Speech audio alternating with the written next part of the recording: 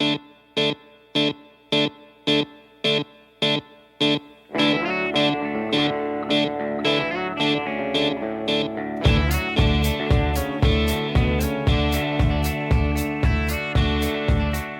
dear listeners, and welcome to the latest interview episode of One Nation Under Whiskey. I remain, as always, Jason, Neil, Patrick, Harris, Johnston, Yellen.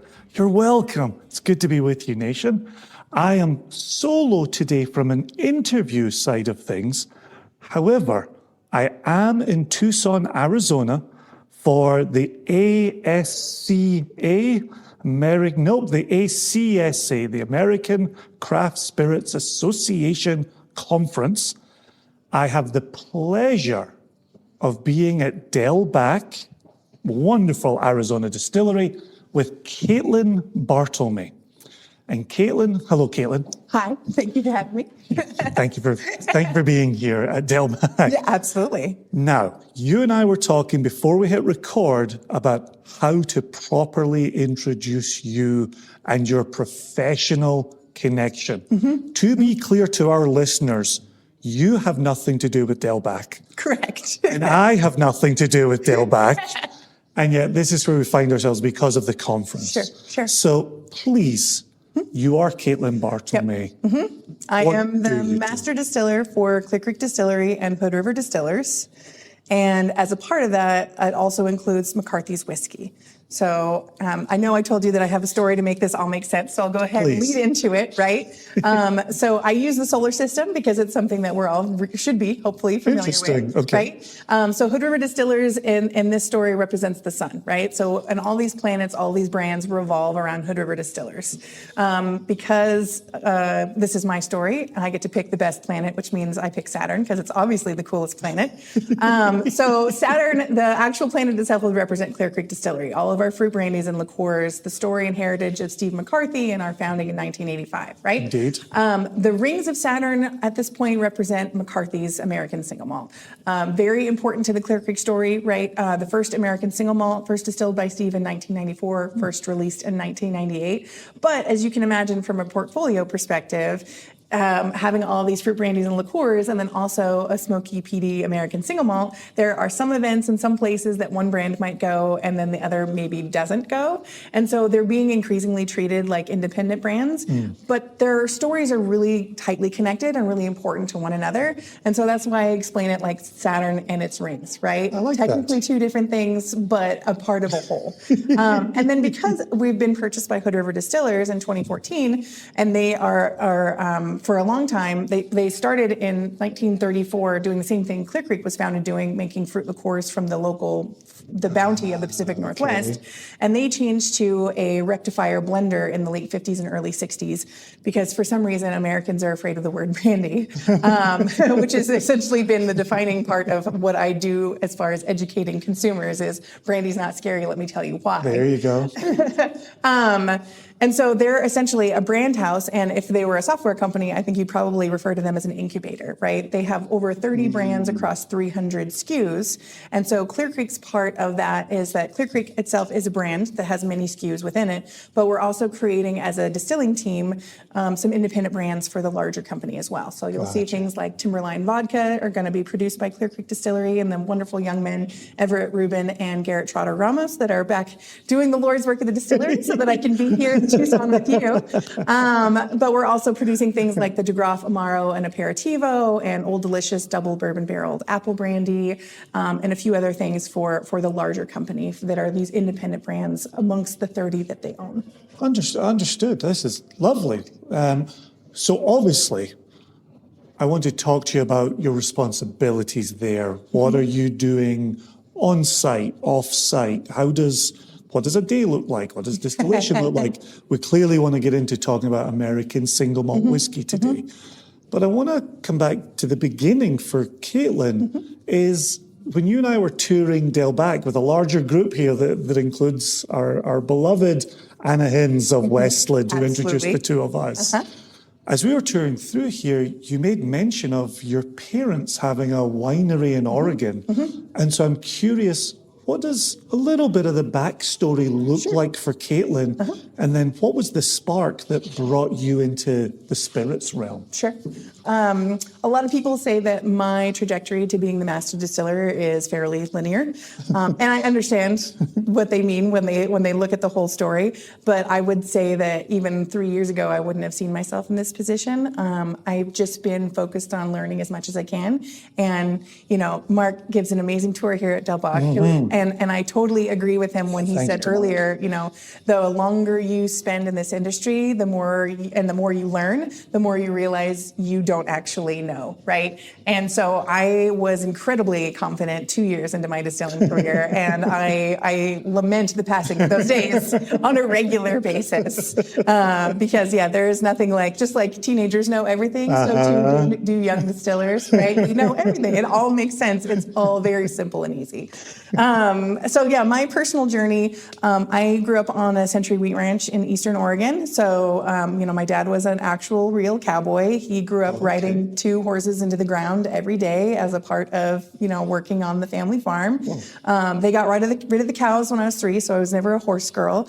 But I was definitely my dad's right-hand man from a very young age. So I started, up at the shop working on equipment with my dad by the age of 7, because 7-year-olds can get into a lot of tight spaces, and they have nimbly little fingers that can find bolts and nuts that have been dropped through engine compartments. By the time, my first ATV, four-wheeler, whatever you want to call them, side by side, was a Massey Ferguson lawnmower that my dad took the blade off of, because the only thing that was holding me back from riding four-wheelers to do more work from him was my legs weren't long enough. And so as soon as my legs were long enough to be able to hit the brakes and change the gears, I was off to the races, which I think I probably hit by, I want to say 8 or 9, because the Lord blessed me with the same stature that my dad had, which I think he was probably pretty pleased with, because that meant I could do more work and lift heavier things. But my dad, he got the fermentation bug and started fermenting things in the basement, as dads are wont to do.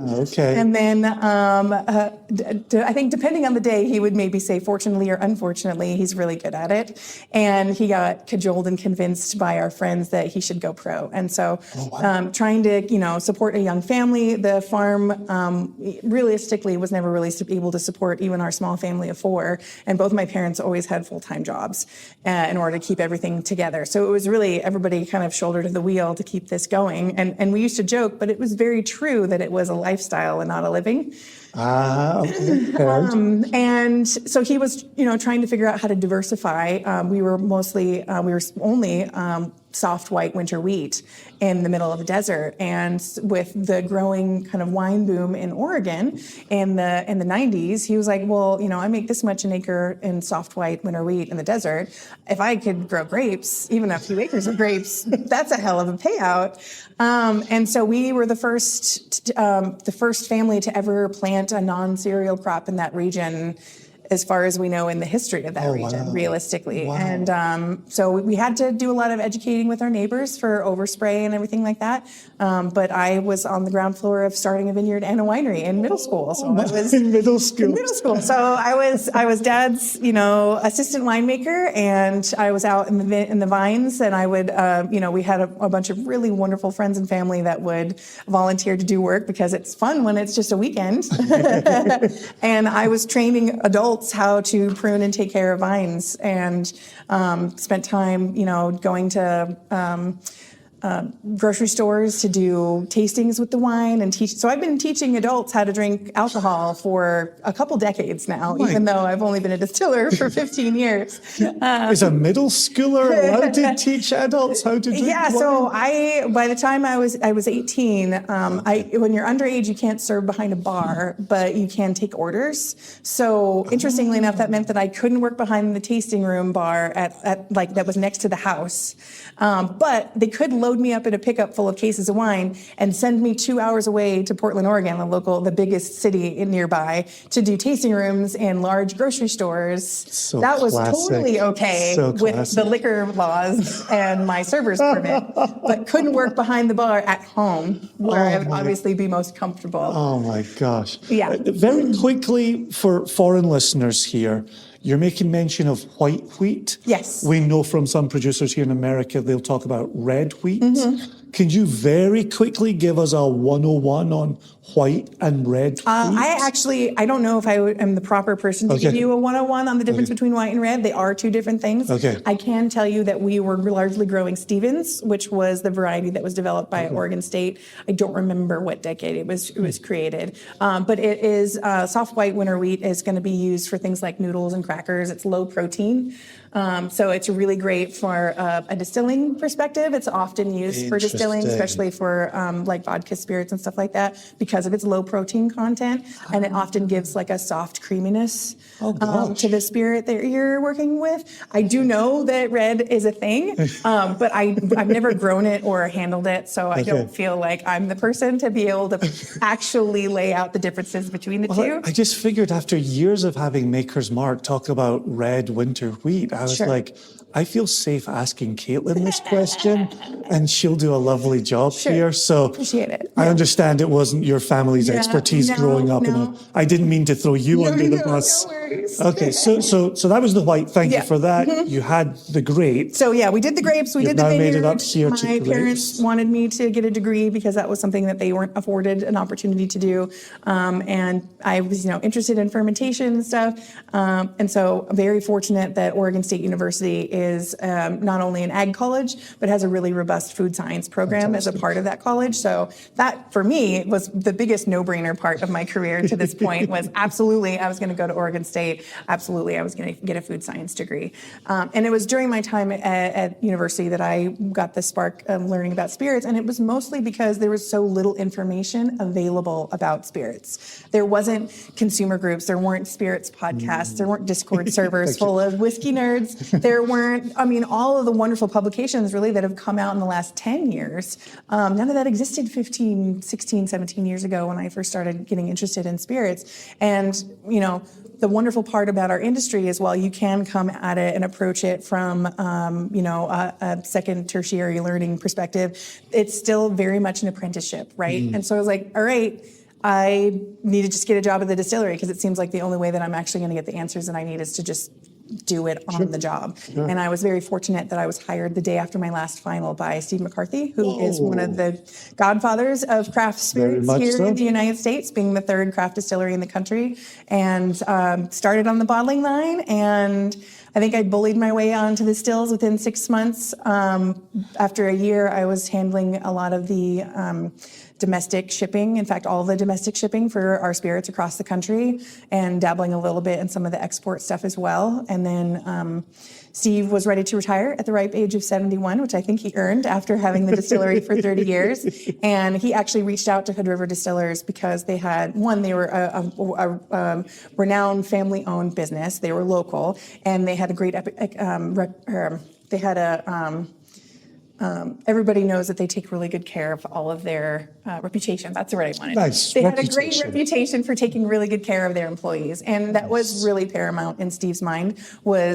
He wasn't as concerned about finding somebody that was going to continue his legacy. He was mostly concerned with somebody that was going to take care of his employees. Nice. And so the acquisition went through, and you hear horror stories about craft brands getting acquired. Hood River Distillers, still a small family company. I think in total we have 60 employees, and that includes the distillers, the entire sales team. Or 60? 60. 60. Yeah.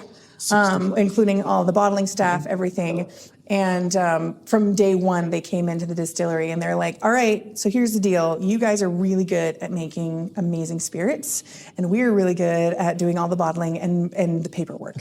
So we're going to take that off your plate, because who really wants to do that? And we're going to have you guys focus on continuing to make really amazing and beautiful liquids. And really, to this day, that is how they have treated the relationship as we have integrated with Hood River Distillers, and even, worked on other products for the larger company. So are you in the same facility that you were in?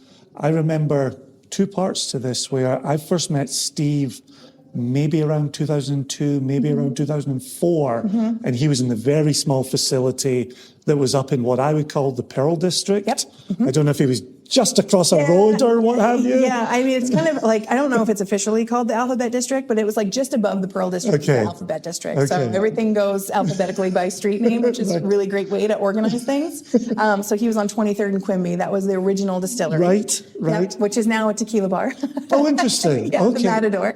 And the day I saw him, and I told you this over email, he was so excited about the spruce tip. Yeah. Eau de vie? Douglas fir. Douglas fir, I'm sorry. Tip. Yep. The Douglas fir tip, eau de vie. Was it the eau de vie? Yep. That was the part I was worried about getting wrong. And it was the very beginning part that I got wrong. Sure. So the Douglas fir was... Spruce tip, way more common than Douglas fir is, for sure. So like that is a totally fair comment. And I was there to talk about the peated American single malt that he was making, that we will still circle back to later. No worries. But that's what I was there to talk to him about. And then I think it was in 2009, 2010, the ADI had their conference in Portland. And I went on a tour to this new, I'm making air quotes here. Right. I was definitely there. Okay, see, I was wondering about that. I was going to ask you that question. I was hired in June of 2010, so I was like peak Dirty Under the Stairs kid when ADI came through. I didn't get to attend much of the conference, but Steve was the keynote speaker that year. Okay. And so everybody at the distillery was there at the dinner to hear Steve give the keynote speech. Right. So, I was there. Oh man, that's a small world, isn't it? And so all of this to ask the question, are you still distilling in what to me was the new larger facility back in 2010? So the 2010 facility that was going to be on 24th and Wilson, that's where I started my career in distilling. After the acquisition by Hood River Distillers in 2014, we were there for a number of years, and Joseph O'Sullivan, my predecessor and really wonderful friend, he actually started with the brand in 2005 and left in 2009.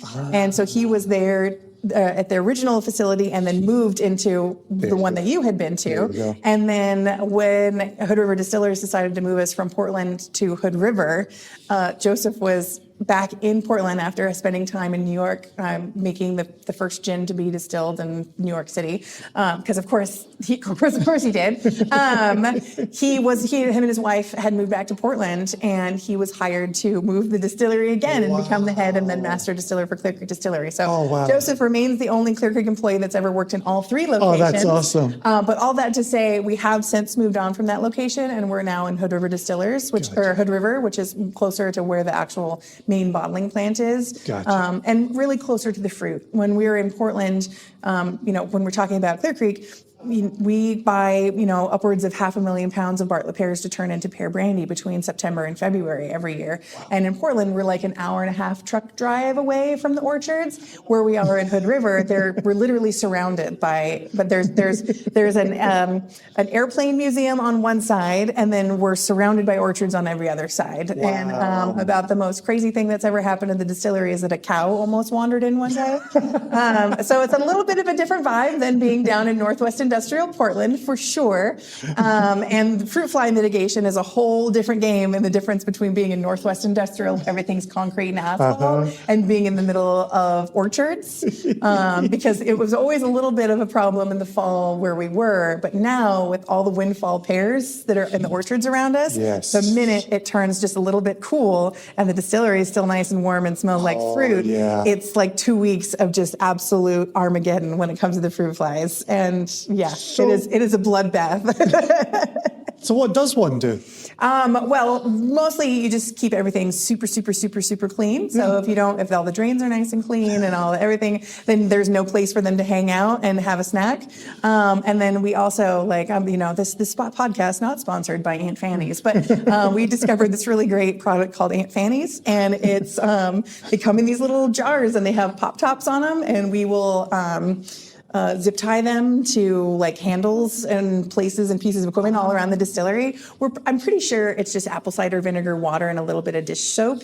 But it works great, especially because you can pop the tops and close them. We make those in our house. So we deploy them all over the distillery, and sometimes it only takes a day for them to fill up, and then you just swap it out. We go through a case every fall, and then the onslaught is over. It's like the zombie horde. You kill the last one, and then everything's pretty pretty much manageable with just general sanitation after that.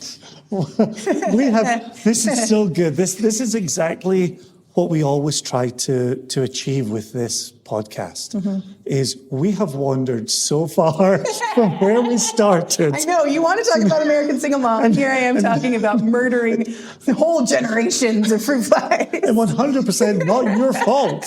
We're just having a conversation like we would talk to each other. Sure. This is tremendous. This is so good. Thank you so much. Oh, of course. So recognize it. I will say to you, surprise, surprise, we are actually sponsored by Aunt Fanny's. No, we're not. Imagine if we were. Imagine if we were. So let's get a bit nerdier. Let's get a bit geeky.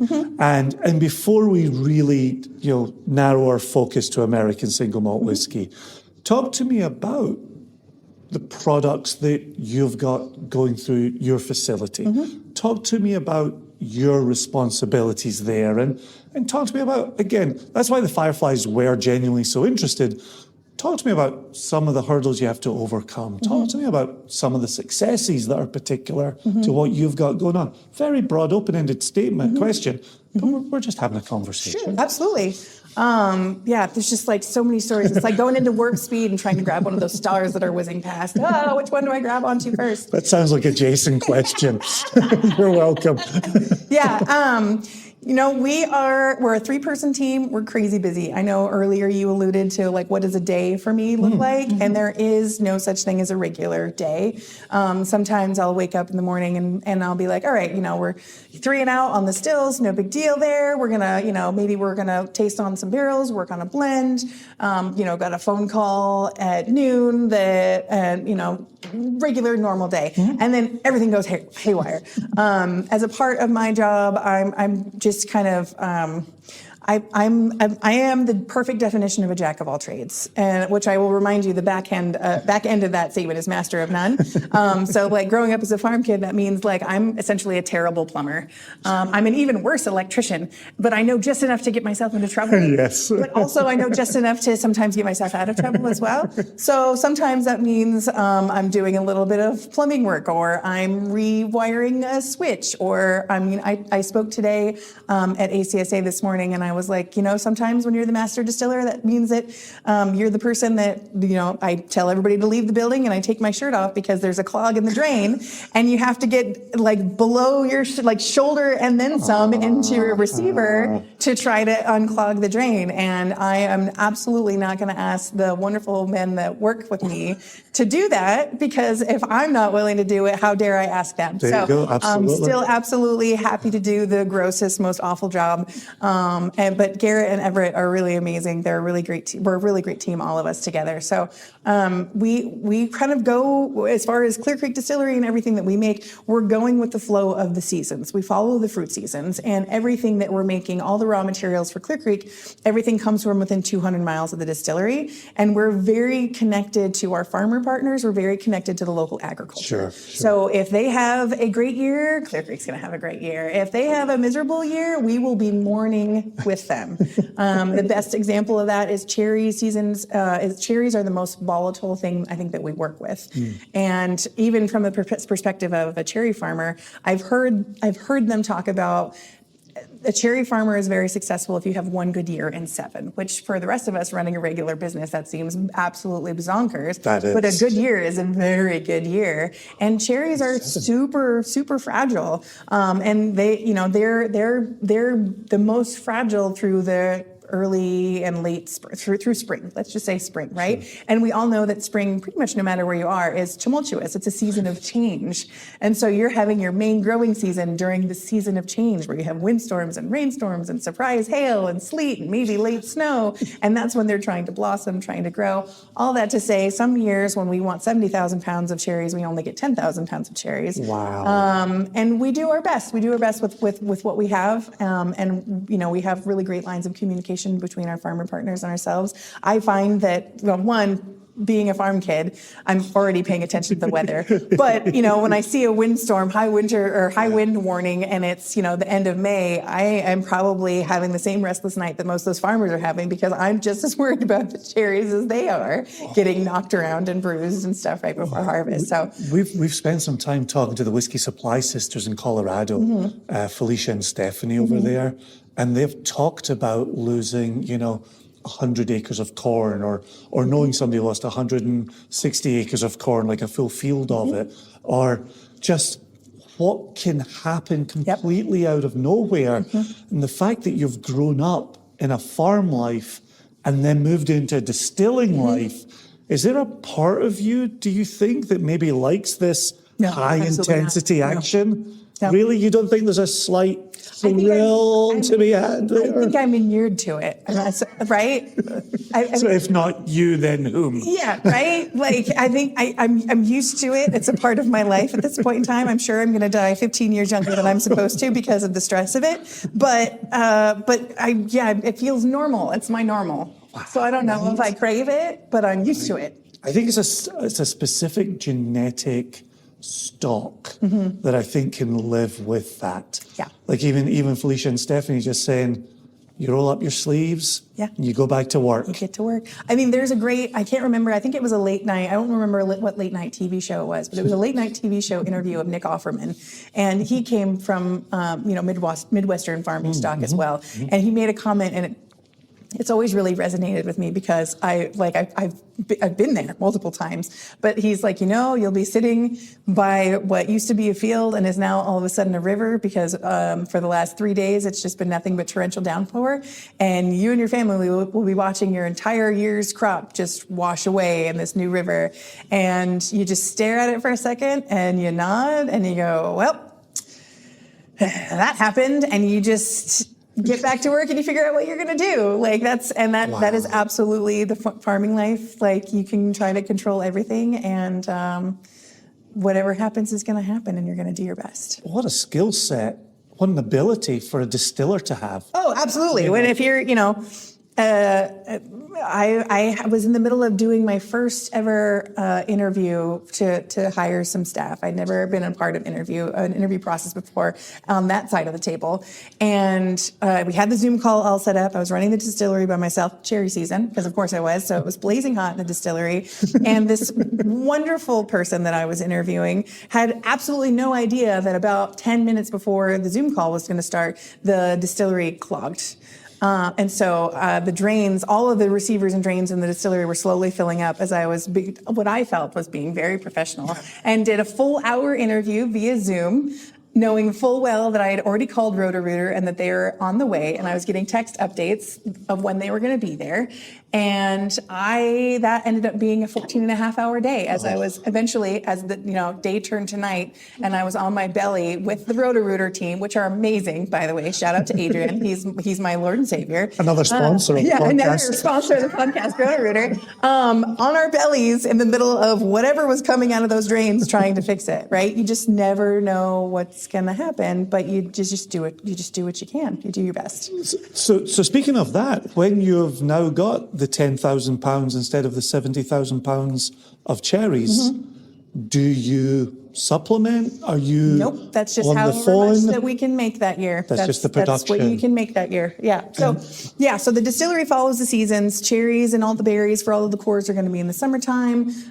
In the late fall is usually when everything is ripe. So we process some whole grapes for Muscat grappa that we do. So that happens. It's usually the first thing that happens. And then it's nothing but pears from September to February. Apples last longer in storage. We go into apples as soon as pears are done. And then we're usually poking in plums, because we have that's the only fruit material that we have pre-processed for us. That's the one thing that we give. We forgive our plumbing, and we do get our plums Elliott pitted. So we are dealing with cherry pits, but we aren't dealing with plum pits. Oh God. So plums are usually in the springtime, and then we have Doug Fir picking and processing wine and making our single malt, and then we've rounded the corner again. But we're also making those Amaros and Aperitivos. We're making Timberline vodka. We have a Lewis and Clark premium vodka we also make from the company, and then we're no longer doing the production on a source sourced bourbon line called Trail's End. We're not doing the main finishing at our facility. That's down at our sister, at the main bottling plant. But we are doing any of the R&D for that product line, as well as any other new product lines for the company as well. We are the nerdy brain trust at the distillery. Gosh. And so even if we're not making it there, we are where it starts before we deliver that information to the main bottling plant for scaling. So many moving parts and so many. Is the benefit of so many moving parts and clearly hearing about the cherries that when you see a shortfall in one place, you and your team are looking at where do we make up this shortfall? It's kind of just a constant Is it puzzle. peaks and troughs for the 12 months, the budget year? Yep. Yeah, it is the farmer's way. It's the best we can with what we've got. And we always stay busy. I try to keep us from being too busy. Try to keep, regular, at least for the team, try to keep their hours fairly regular. But as a part of my job, I'm also doing the brand work for the Instagram pages. I'm also doing. You are? Yes. Yeah. So if you've ever wondered who is the crazy person behind the Instagram accounts, that's me. And so I'm doing all the content for 3 brand accounts on Instagram, as well as doing the compliance paperwork for my distillery. And then we have a sister distillery up in Seattle called Captive Spirits that makes gin. So I'm doing the paperwork for that distillery as well. Oh my gosh. And then I get to travel around the world and speak to wonderful people like you and come to the American Craft Spirits Association conference and give a presentation on, the breaking down your brand story and how to best communicate that brand story when you're an overexcitable nerd that is very excited about all of those fine details. But it's, you can't overwhelm somebody with all the fine details that we find exciting. So. Okay, so I now know my 2 next and what will be final lines. Not to race, I'm dedicating 20, 30 minutes to this. But before we get there, Amaro. I don't want to sit and ask you questions about. I love the romance in which you introduce that word. Come on. Yes. It's a very romantic spirit. Oh, wait, no, it totally is. It's well it's worth the it. taste of after dinner wherever you happen to be in Italy. Right. It's deeply romantic. Like, it's so good, such a good product. So without asking you questions about everything in your portfolio, I definitely do, because I'm so interested in Amaro, and I enjoy, a Black Manhattan, right? It's my absolute go-to. I'm so terrible at remembering cocktails. It's one of my go-to because it's 3 ingredients that I almost can't fuck up. If I haven't made it for a while, I do sometimes double check, but it's so delicious. And Amaro is doing such heavy lifting in there. But Amaro itself is so good. What's your relationship like with Amaro, and what's important in the production of Amaro? And then perhaps, and I'm going to mirror this in just a second, what's the story you find yourself, Ms. Brand Management over here? Sure. What kind of stories do you find telling? How do you find a presentation around Amaro? So three kind of little teaser bits on Amaro there. So the Amaro project, and they're a pair. So it's an Amaro and an aperitivo, right? Aperitivo being something similar to like a Campari. Okay, right? with you. And the really neat part of that project is we have partnered with Dale DeGroff, King Cocktail himself, and Ted Bro, who is the godfather of American absinthe. He's the reason that we have fully legal, appropriate absinthe in the United States. He's the one that lobbied the FDA to include the Grand Wormwood in the recipe here in the United States. An amazing team, the both of them, right? Dale being largely responsible for the reason we have a cocktail culture at all in the United States. Absolutely, yeah. And then Ted being the absolute brains behind absinthe and also using all these botanicals in spirits. And so the two of them, of course, they're friends, because why wouldn't they be friends? And the two of them got to chatting, and they really wanted to explore the Amaro and aperitivo space. And for Dale DeGroff, he had never actually, despite been giving plenty of opportunities to put his name on a product over the years, had always said no to it. And so over the pandemic, like maybe too much time on their hands for two men with big brains and lots of movement in their lives, and they decided to work on this Amaro and Aperitivo together. And Hood River Distillers is the partner for Ted Bro for the Jade Absinthe and most importantly the Lucid Absinthe. And so when they were talking about, well, who are we going to take this to? Who's going to make this with us? Ted, one, already had the connection to Hood River Distillers, but I mean, I'm going to take them at their word because I know it to be true. But the first thing that they thought of was, well, of course, we're going to take it to Clear Creek Distillery. And so they came to us with their kitchen recipes, and then the team at Clear Creek brought those recipes to life on the large scale, Wonderful. right? So taking our expertise and what we know and working with two absolute legends to bring these wonderful products to life. For both of them, the really cool thing is that they are made from real herbs and spices. So there's nothing artificial, there's no artificial color. I am used to there being a threshold of education for products because I make brandy and a smoky, peaty American single malt. So I'm used to always having to take 2, 3, 4, 5, 6 steps with any consumer I'm talking to try to meet them where they are in their journey of learning and guide them one more step to let them know that brandy isn't scary and peat also isn't a dirty word. 100% on both. And so when explaining the Amaro and the Aperitivo, the Amaro, I mean, people are fairly used to like an inky black Amaro, right? This Amaro, particularly, we're calling it a New World Amaro because the only thing I'm allowed to tell you as a part of the recipe is that there is some allspice in it. So we're digging into some of those kind of New World spices with this Amaro. It's really delicious. I joke. I know it's going to be good in coffee, and I've had it in an espresso martini, and it is absolutely amazing. But I've never actually put it in my morning coffee because I'm like, I live in the place where it's made, and that just seems like a bad idea. But Garrett, one of my distillers, he's heard me make that joke so many times that he actually on a weekend did it, and then he came back to me and he puts his hand on my arm and he's like, "Bartlemay, don't do it. I did it. You're right, but you don't need to know how right you are." And I'm like, totally fair. I appreciate the feedback. Good to know. It's so tempting. No, absolutely. But like when you have I only have one cup of coffee in the morning, and when that only one happens across from a table that has a bottle on it, like I'm not going to rip that Band-Aid off. But with the Aperitivo, especially with Campari essentially setting the bar on that, there's an expectation of what the color and the clarity of that. And so we spend a lot of time being like, we understand that this isn't day glow orange, and it doesn't necessarily look as attractive as a spritz as you might expect it to be. But it is so aromatic and it is so flavorful because it is made from all of these real botanicals, all these real spices and peels and flowers and all the things that make a really good botanical product a really good botanical product. And so it's been a blast to not only get to know Ted and Dale a little bit more intimately, having actually working on the project with them, but also to get to know those products on the larger scale and be able to play with them and talk about them. Yeah. I can't remember. I did bring a handful of things right now. To share. I don't remember if I actually managed to get. I think I might have managed to leave the Amaro at home. So we'll have to put that on the list of things that I need to get into your hemisphere. Well, actually, with that said, and we will use it as a transition. Perfect. You were very kind in December to send Joshua and myself some McCarthy samples, and we're actually going to have a follow-up episode to this interview where Joshua and I are going to taste through those 3 offerings that you sent over. And so face to face, I will thank you on behalf of myself and Joshua. We look forward to tasting those and discussing. However, with that little tease placed, let's transition into this final bifurcation where I want to talk about Clear Creek. I want to talk about PT, American single malt whiskey.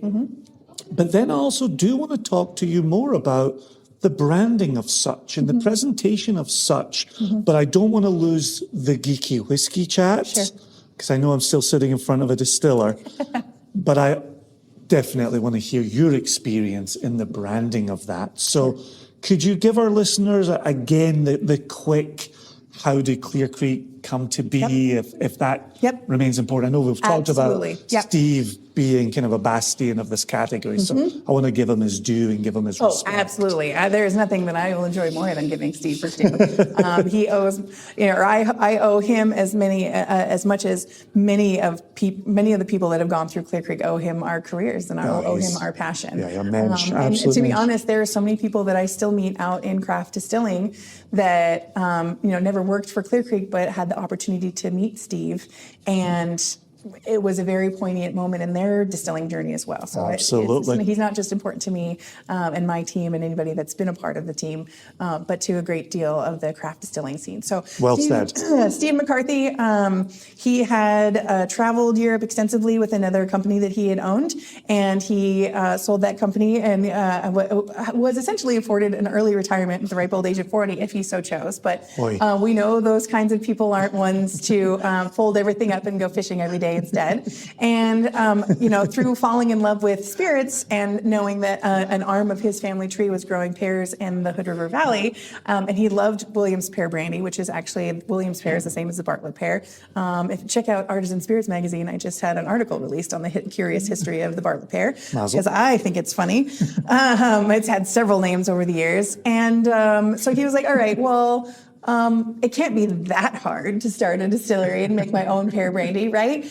Starting the third craft distillery in the country. Wow. And certainly a huge advantage, Jorg Rupf being such a giving and wonderful man. He'd already founded St. George, which is the first craft distillery in the country.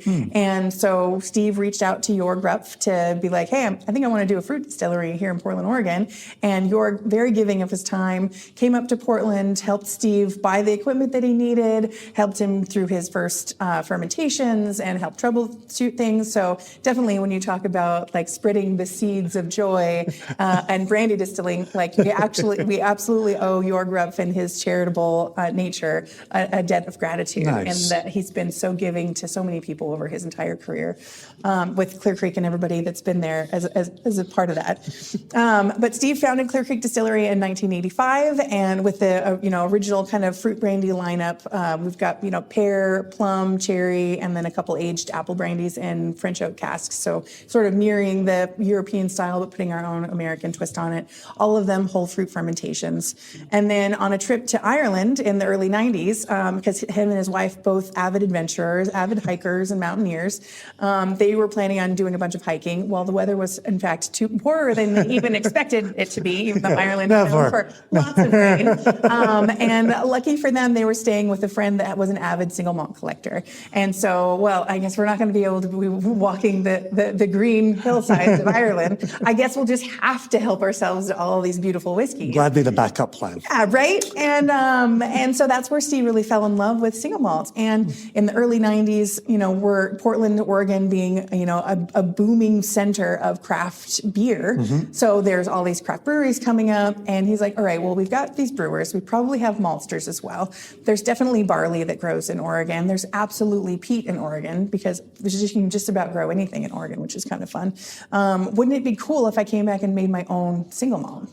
And the rest is essentially written in history. Unfortunately for him, there was no malt houses that were willing to take on Oregon peat and Oregon barley, because then every craft beer out of Portland would be smoking peaty. You cannot get that peat reek out of the system once you've introduced it. And so the original batches and every batch of McCarthy's has been made from 100% peat malted barley that we've imported from Scotland. Nice. We've always worked with brewery partners, because we are mostly a winery we're making whole fruit wine that we're then distilling. And so it's never really made sense for us to have the grain handling facilities on site. And a big tenet of the brand of Clear Creek Distillery is that community effort, right? We're working with all these farmer partners. We're trying to showcase all of the work that all of the local agriculture does in a spirit that we can then share around the world, because it's awful hard to share an apple on the other side of the planet, right? But it's way easier to share a bottle of apple brandy. Indeed. And so working with brewery partners it just feels like a natural part of how we do business and how we choose to do business. Sure. We were working with the Widmer brothers early on, and then for the last 10 years or so, we've been working with Double Mountain Brewery and Hood River. And very pleased with the wash they create. So they handle all of the grain. We get the fermented wash from them, and then we're distilling it. A single pass on our Arnold Holstein brandy stills. So we pretty much start breaking the rules immediately. The bulk proof is between 148 and 150. And then we're using our glacial fed spring water to bring it down to our maturing strength. And it goes into 100% Oregon oak casks. And those are not charred, they are only toasted. So Oregon oak is actually very similar to French oak in the way that the tree grows. So with American oak, you have those hard tyloses, those plugs at the end of the straws that build the structure of a tree. With French oak and Oregon oak, the plugs on the ends of those straws are actually fairly soft and malleable. And as those staves are being seasoned in the yard over a couple of years, those tyloses, which is what those caps are called, will start to break down. And so with both French oak and Oregon oak, there's no need to damage the wood grain to the extent with charring to be able to get the penetration of the spirit through the wood grain. And so you're getting that deeper penetration.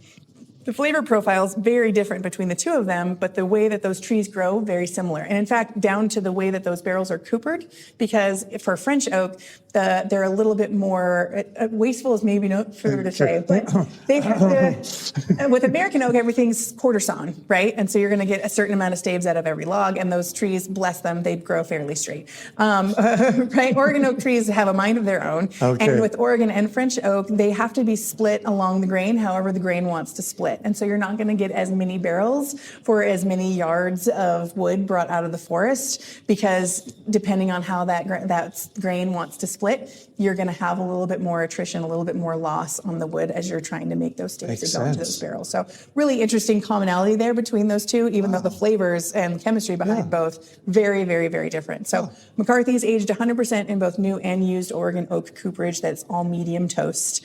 And the original flagship released at 3 years. And then in 21, we released the first ever older age statement at 6 years. And then we've had 2 sherry cask finishes of the 6-year, an Oloroso and Pedro Jimenez.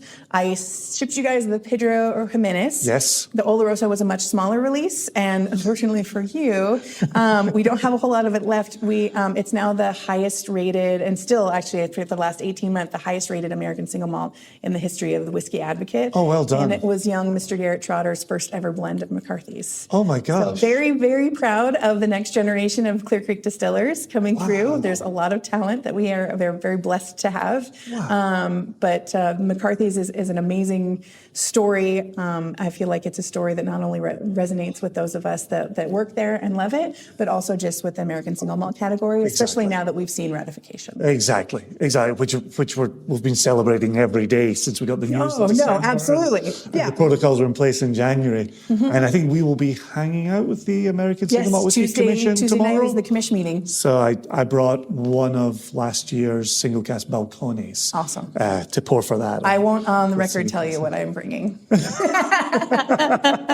Okay. I'm excited to taste it. Very, very quickly, because I always like to have a follow-up and my mind is always racing. I've got 3 very quick things. Sure. Number 1 was Steve has used Oregon oak from the beginning. Correct. That's remarkable, right? And I feel like, and I think this is what we talk about where a rising tide lifts all ships. There's a very good chance I was told that and it washed right over me. In paying attention to Westland and Gariana releases, and we've got Oregon oak there, now it resonates and I'm thinking, and now to be perfectly honest with you, I'm a little embarrassed to have sung the praises of McCarthy's and to have had that detail wash over me. And so it's good to have ongoing conversations where you say, this is how you build a category, right? You hear it over there the first time and you nod your head. You hear it somewhere else and you hear it enough times, you go, okay, yeah, I get it. And then you hear it back in the original place and you go, oh, shit, okay. I should be smarter. Okay. No. There are so many, and that's a really great tie-in when you talk about the brand story, and also one of the what I'm presenting on here at ACSA is that there are so many details, and it's and when you're sharing your brand story with somebody, it's more about asking yourselves what you know about the person you're talking to and where they are in their journey of learning, right? Exactly. Because I could sit here and overwhelm somebody with all kinds of science, and it's kind of like a rain gauge. If you want to fill it up as much as you can, but as soon as you fill it up, because it's a rain gauge, it's going to tip over. It's measuring water, and you're not gonna remember some of it and then lose the rest of it. You're going to remember none of it because you're just going to remember being overwhelmed by too much information. Yeah, the revisiting is the key element here. And so when I have the opportunity to talk to people on podcasts or out in the field and bartenders and restaurateurs, it's all to me about figuring out where somebody is on their journey of learning about spirits, grabbing them by the hand and just taking them one more step. I don't need to give them a master's degree in distilling in an hour, but I would love if they were interested just enough to maybe ask me a couple questions, because then they're going to tell me what they found interesting, and I can give them that little treat, that little bit of information that's going to leave them inspired to learn more instead of it being turned off by the amount of information they didn't know that they didn't know. Yep. Nope. Spot on. Absolutely spot on. And so I'm going to pivot from a detail that seemingly washed over me to something that stuck with me, and I hope I'm remembering it correctly. Mm-hmm. Steve, does McCarthy's have a lower barrel fill strength than I might be accustomed to from somewhere like Scotland? Where for Scotland filling at 63.5, 126 proof. Mm-hmm. Did Steve fill at 100 proof? Yeah, so back in the day, we were filling at 100 proof. Okay. We moved up to 110 shortly. I think it was maybe right before or right after I joined the team in 2010. Okay. So we did move up to 110 proof, so 55. Okay. When we were in Portland, being a little bit cooler, a little bit more temperate climate, and also a little bit more humidity, we were actually slowly losing proof. So a little bit more similar to what a Scottish single malt might experience. Indeed. Now that we're on the other side of the rain shadow, we're on the other side of the Cascade Mountains in Hood River, it's a little bit more, we're getting a little bit more of that broader temperature change, and also definitely less humidity. And so we're actually gaining. There you go. We're gaining not a whole lot, depending on the cask, maybe 1 or 2 over a 4-year period. So it's still slow, and we're not worried about it as far as a change over time. I would say, we've been in Hood River now for 7 years. So there's been several releases of McCarthy's of both age statements. We're coming up on our first release of an 8-year that's only lived in Hood River. And I don't think anybody's really noticed that it's changed the flavor profile a whole lot. So we're not worried about it, but from the whiskey nerd side of things, it's really cool. Because we're only 50 miles away from where our distillery started in Portland in the same state. Right, and the thing for me is never to point a finger and never to say that's not right. For me, it's always I'm really curious why that was Steve's number. Mm-hmm. And I think the way you've just explained this so beautifully, and the reason for the change. Mm-hmm. Listen, we're so early on, even with, the third craft producer in this country, we can count it in 3 and 4 decades. Yep. There's a long way to go here, and a lot of things are going to happen. Mm-hmm. Final question on that, my little trident of questions. I do have one more thing before your last question. Yes. The cool thing about McCarthy's, and it's something that I have kind of come to really fully understand, is that when you're trying to explain McCarthy's as an American single malt, it's really, again, the rings of Saturn. It's very important to understand that it's being made by brandy distillers in brandy stills. So it's a lower entry proof because we're trying to make sure that we're getting that balance between the extractives of the ethanol and water soluble things, right? And especially when you're talking about élevage, when you're doing that slow proofing. We're not doing slow proofing in cask, but that was the idea of that lower entry proof, was to essentially save us the work, but get that really nice even spread between ethanol soluble and water soluble cask flavors. Makes great sense. And the other thing with that is that we are making brandy cuts on our stills. So we're making incredibly tight cuts on our stills. We're making a proper heads cut and a definitive tails cut. We're not making any kind of fatty cuts. And that's one of the really cool things about McCarthy's, is that the overwhelming amount of copper contact, as well as a tight cut on the tails, means that we're including that smoky peaty characteristic, but instead of being a little bit more like fusel and barnyardy. Yep. It's much more like an old growth forest. Absolutely, 100%. So it's a really interesting way to approach that style, and it really is for hardcore whiskey fans. McCarthy's might not make sense, but if you put it in the context of being a beautiful peated single malt made by brandy distillers, maybe that's the bridge that they need to understand what we're trying to do and why McCarthy's is so beautiful. I think you're spot on, and I appreciate everything you say there. The very first time I tasted it and spoke to Steve about it, and you just said old growth forest here. I told Steve to his face, it made me think of a Highland peated malt rather than an Isla peated malt. And it had the wood experience there. It had a heather smoke going on to it there. I thought the feeling of provenance to it made a lot of sense. And even though we were standing in the city of Portland, it made sense for Oregon. It made sense of the fact you can drive 45 minutes outside of Portland and you're at Multnomah Falls and you're in a forest and you've got a waterfall and it's amazing. Like, I'm very passionate about Oregon. I got married in Portland. Oh, wonderful. And so, when I was courting my wife, my parents-in-law were living in Portland and Tigard. And so I love that place. I love visiting that place. And I haven't visited. Yeah, so you're going to love this. I explain the smoke characteristic with McCarthy's as being it's near dusk and you're in an old growth forest and you're close enough to the campfire that you can hear your friends laughing, but you're far enough away that you can't hear what they're laughing about. And it's that kind of damp and snoozy and comforting kind of whiff of smoke that's coming off that campfire, almost like a Looney Tunes cartoon when you see the pie smell. Absolutely. And it just kind of goes underneath your nose and teases you and wants to bring you back to the glass. That is the description for me of the smoke characteristic that we get in McCarthy's. Makes great sense. Terrific sense. Okay, now that I've interrupted your third question. No, you were right. No. Mine was just the trident on the part. This was you and me not trying to get too geeky about the single malt production side of things, but I was just curious, and I think our listeners might be too, in hearing about how long McCarthy's has been produced. And you talked a moment ago about we got an old one, like we made a move to 3, and then we put out an old one and it was 6.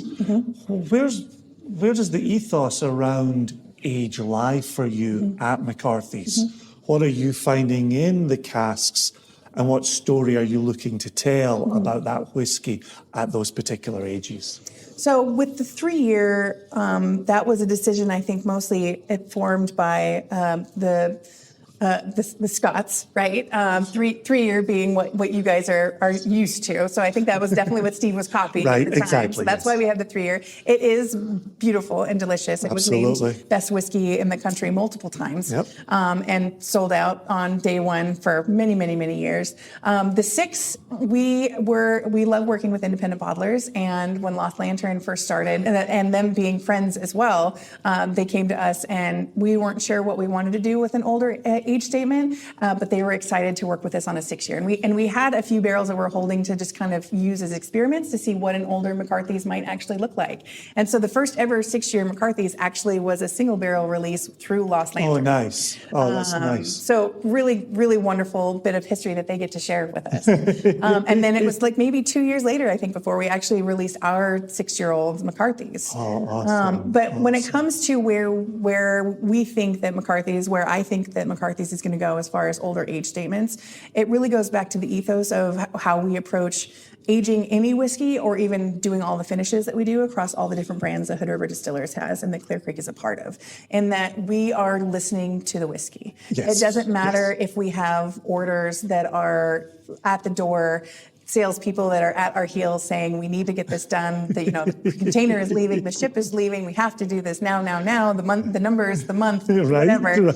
We absolutely refuse, from leadership all the way down, to release something that we're not happy with. And no matter what we're doing, we are listening to the whiskey.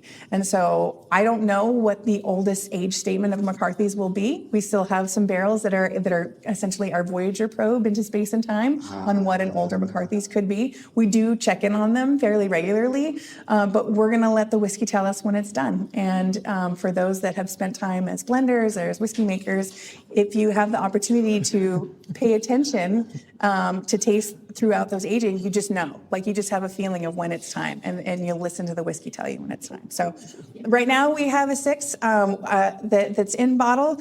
We did release a specialty one-off for the Whiskey Lodge last year, which was all the primary maturation was actually in an X rum cask, and there's a few cases of that still available online. And that was nearly 7 years. So that, I think, is probably the oldest age statement that is out on the market ready to sell.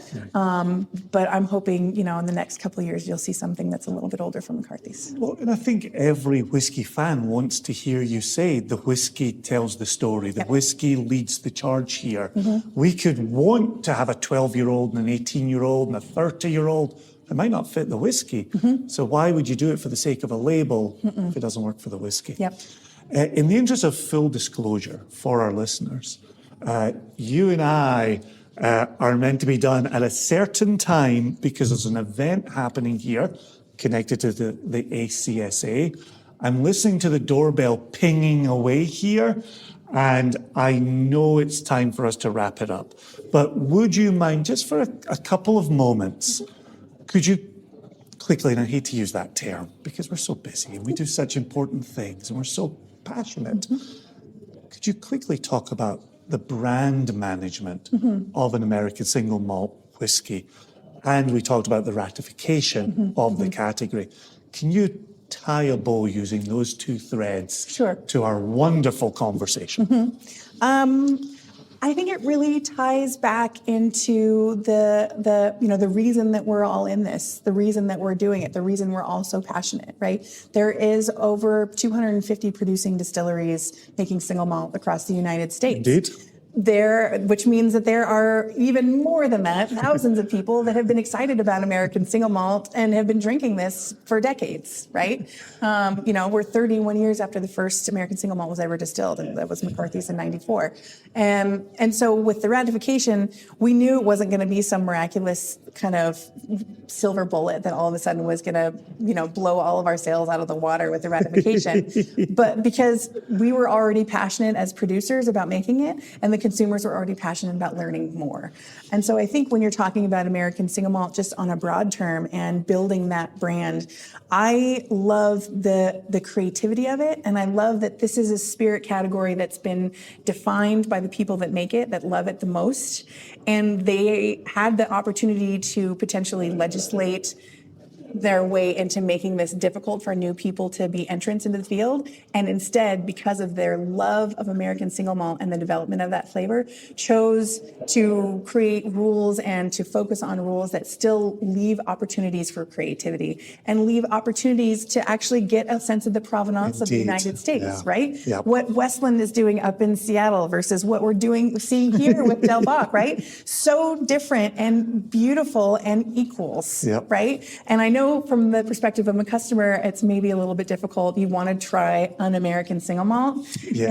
And my saying has been, I couldn't wait for the day that we have a standard of identity, but I hope that there's never a whiskey that's the standard of identity for American single malt. I hope that there's never a flavor that you can expect out of every American single malt, because the point of this category, the reason that there are 41 countries making single malt, the reason that there's over 900 producing single malt distilleries around the world is because all of us whiskey nerds are absolutely romanced with the amount of complex flavors and the amount of change that you can get from area to area, from region, from barrel aging climate in this seemingly very simple whiskey, right? It is 100% malted barley. It is a bit of water and it's some thyme in an oak barrel. Preach, sister, preach. That is, I guess, when you talk about American single malt, it is about celebrating the creativity and ingenuity of passionate people across the United States.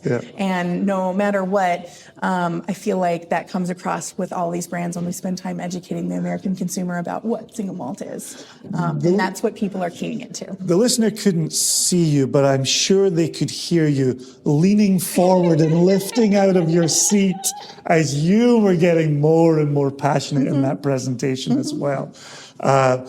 Our mutual friend Anna said we would get on like a house on fire. This has been the easiest and shortest 60 minutes of any recording. And they're dragging chairs around out here. More people are coming in the building. Sincere thanks for your time, Caitlin. It was a joy to spend time with you. And I look forward to the next couple of days hanging out with you as well. Absolutely. No, this has been a privilege and a joy to be on here and have the opportunity to speak with you in person. Brilliant.